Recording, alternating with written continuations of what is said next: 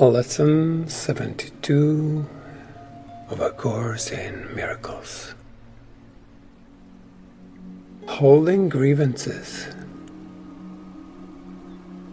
is an attack on God's plan for salvation.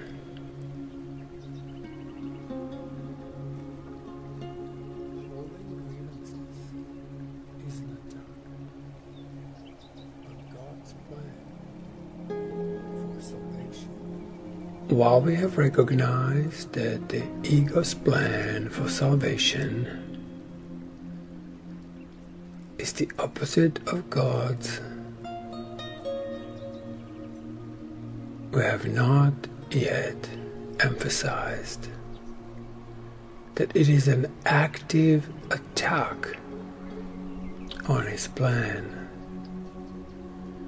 and a deliberate attempt to destroy it.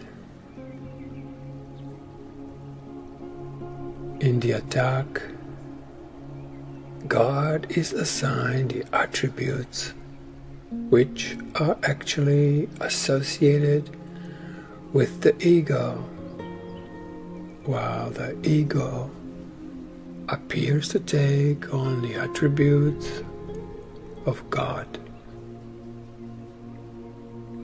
The ego's fundamental wish is to replace God.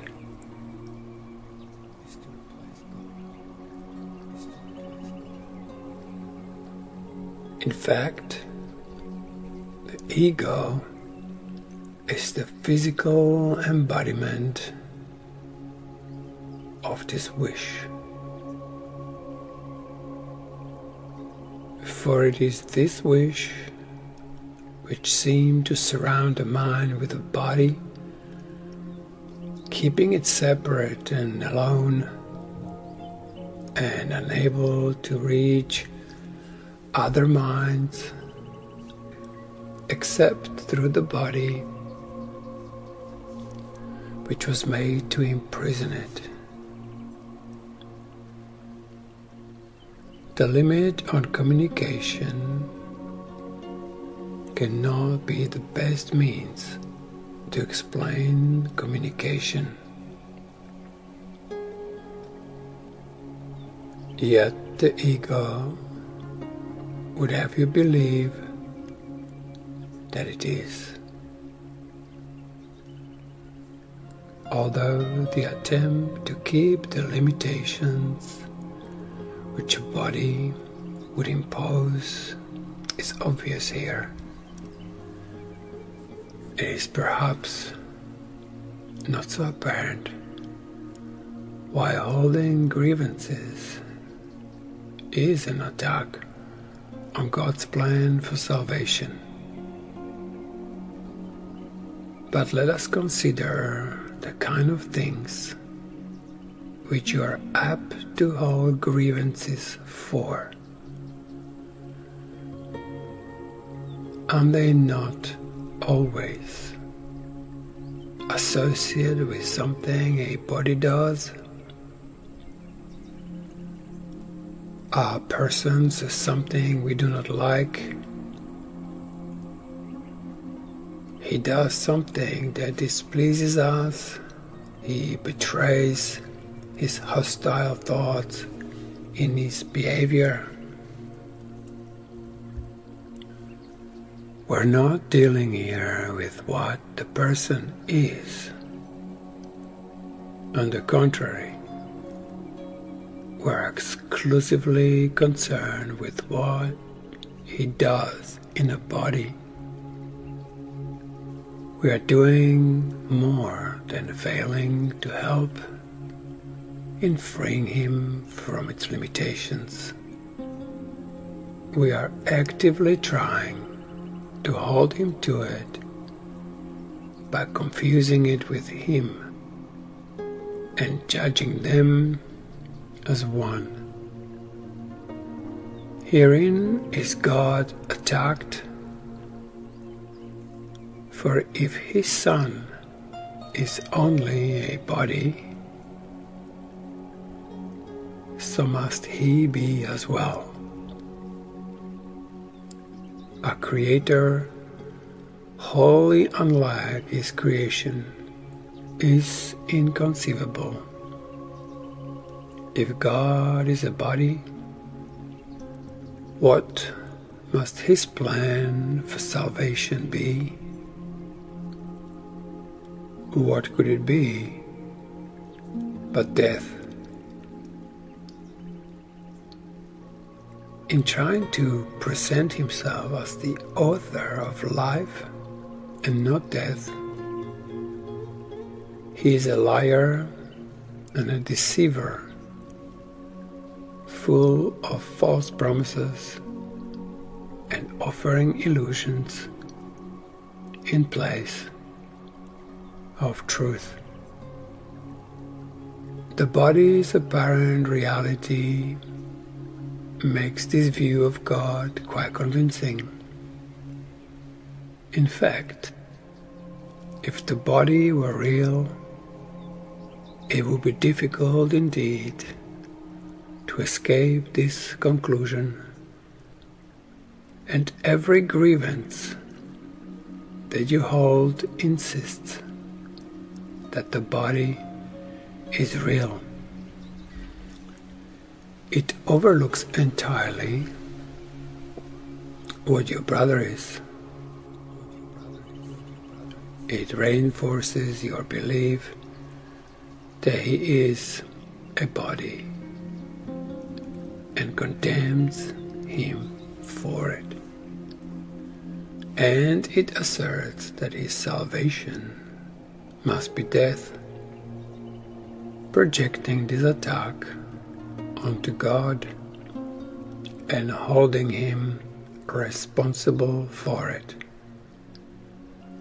To this carefully prepared arena where angry animals seek for prey and mercy cannot enter, the ego comes to save you.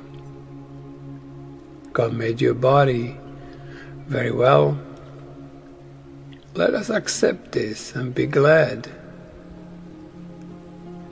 As a body, do not let yourself be deprived of what the body offers. Take the little you can get. God gave you nothing. The body is your only savior. It is the death of God and your salvation.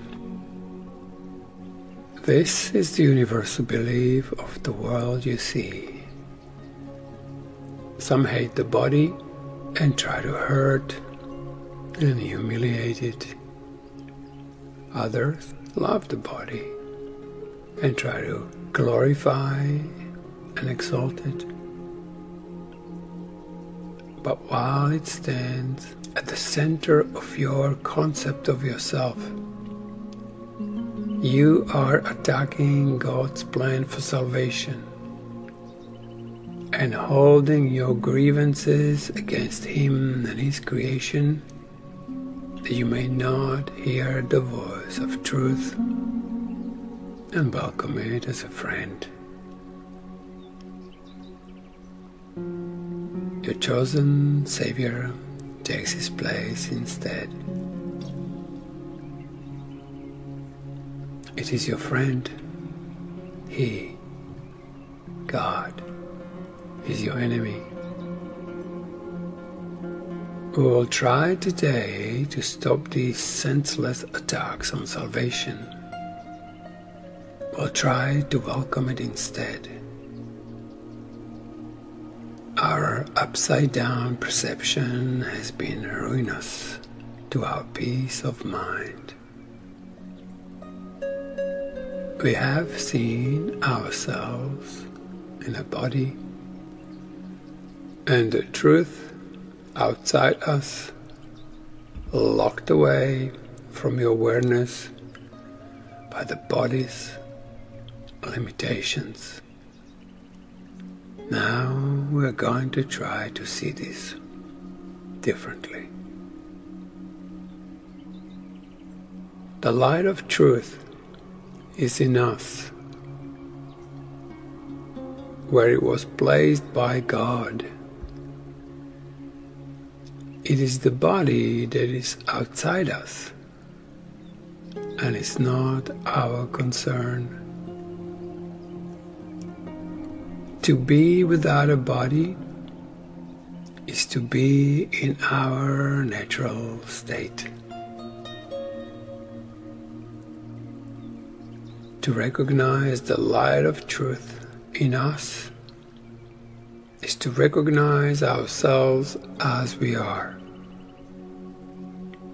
To see ourselves as separate from the body is to end the attack on God's plan for salvation and to accept it instead. And wherever it is accepted, it is accomplished already. Our goal in the longer practice periods today is to become aware that God's plan for salvation has already been accomplished in us. To achieve this goal, you must replace attack with acceptance. As long as we attack it, we cannot understand what God's plan for us is. We are therefore attacking what we do not recognize. Now, we are going to try to lay judgments aside and ask what God's plan for salvation for us is.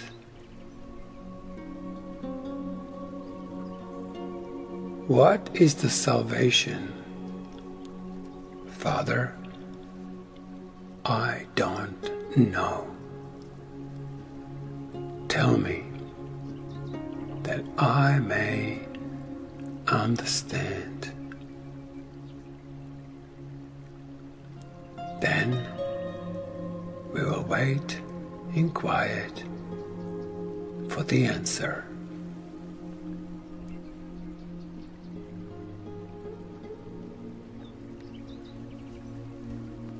We have attacked God's plan for salvation without waiting to hear what it is. We have shouted our grievances so loudly that we have not listened to His voice.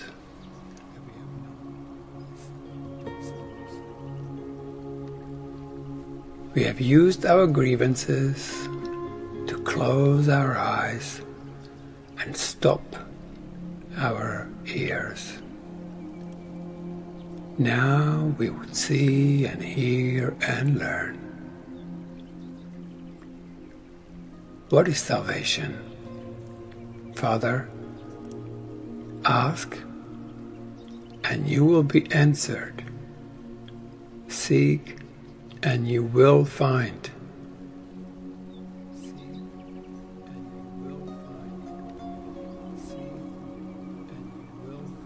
We are no longer asking the ego what salvation is and where to find it. We are asking it of truth. Be certain then that the answer will be true because of whom you ask. Whenever you feel your confidence wane and your hope of success flicker and go out,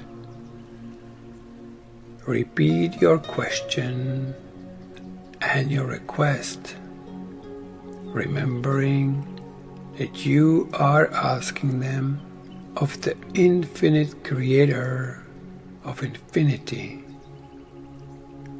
who created you like Himself. What is salvation, Father? I don't know. Tell me, that I may understand. He will answer, be determined to hear. 1 or perhaps 2 shorter practice periods, an hour, will be enough for today, since they will be somewhat longer than usual. These exercises are as follows. Holding grievances is an attack on God's plan for salvation. Let me accept it instead. What is salvation, Father? Then wait a minute or so in silence, preferably with your eyes closed, and listen for his answer.